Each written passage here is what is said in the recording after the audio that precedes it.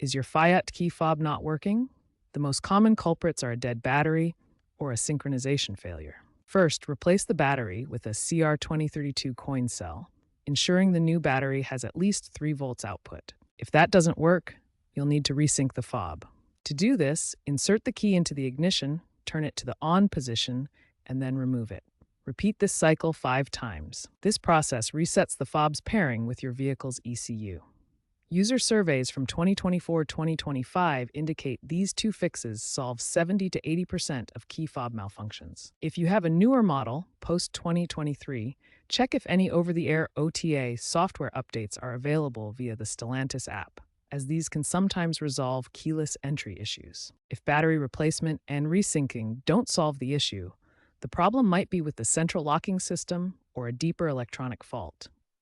Try resetting the central locking system.